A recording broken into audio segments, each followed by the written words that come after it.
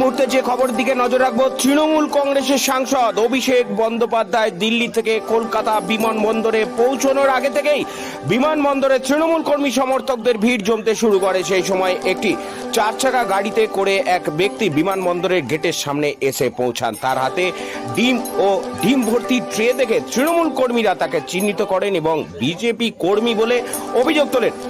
তারপরে কি ঘটনা ঘটলো আমরা দেখাচ্ছি। চর থাপ্পড় থেকে শুরু করে ব্যাপক উত্তেজনা এই মুহূর্তে কিন্তু এয়ারপোর্টে, কলকাতা এয়ারপোর্টের আমরা ছবিটা একটু আপনাদেরকে দেখাই। তৃণমূল কংগ্রেসের সাংসদ অভিষেক বন্দ্যোপাধ্যায় দিল্লি থেকে কলকাতা বিমানবন্দরে পৌঁছানোর আগে থেকেই বিমানবন্দরে তৃণমূল কর্মী সমর্থকদের ভিড় জমতে শুরু করে। সেই সময় একটি 4 চাকা গাড়িতে করে এক ব্যক্তি বিমানবন্দরের গেটের সামনে এসে পৌঁছান। তার হাতে ডিম ভর্তি ট্রে দেখে তৃণমূল কর্মীরা তাকে চিহ্নিত করেন এবং বিজেপি কর্মী বলে অভিযোগ তোলেন। আর অভিযোগের পরেই ওই ব্যক্তিকে হাত থেকে ডিমের ট্রেগুলি কেড়ে নেওয়া হয় এবং কলকাতা বিমানবন্দরের 3 নম্বর গেটের সামনে তাকে মারধর করা হয়। আমরা সেই ছবি